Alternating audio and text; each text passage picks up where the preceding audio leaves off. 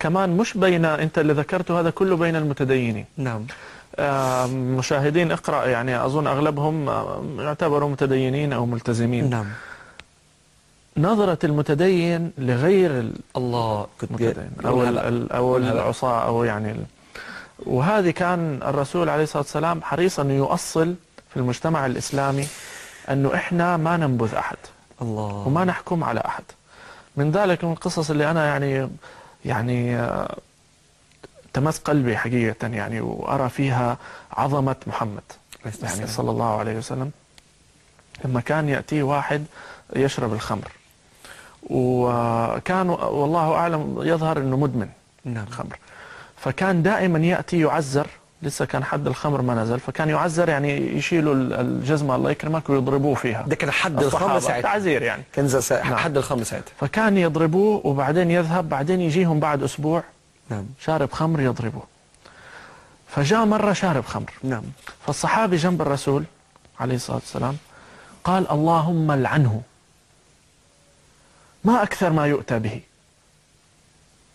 يا أخي هرانا ده كل شوية جاي يشرب خمرة، جاي ما حيبطل، ولعنه. فالرسول عليه الصلاة والسلام جميل النبي عليه الصلاة والسلام قال لا تلعنوه عليه الصلاة والسلام، إنه رجل يحب الله ورسوله عليه الصلاة والسلام، مع أنه شارب خمر. وكان الرواية أنه يعزر وبعدين يجي جنب الرسول عليه الصلاة والسلام يسمر معه، لأنه كان صاحب نكتة، النبي بيهزر مع وكان يحبه. فكان بعد ما يعزر فورا يخلص يجي يجلس جنب الرسول عليه السلام ويتكلم معه. الله، هذا مفهوم كان الرسول عليه السلام حابب يوصله.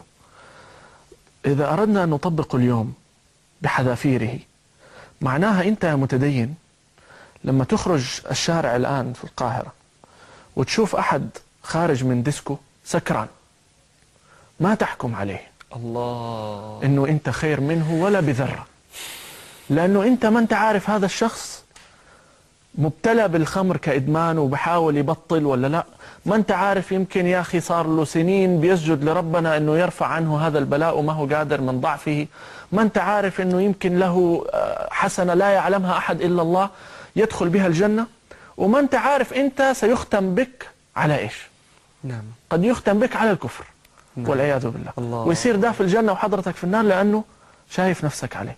وكلام أيضا للمحجبات، لأنه هذه الشريحة اللي بتتفرج يمكن على إقرأ. نعم. هل ممكن أن نشوفي واحدة في البحر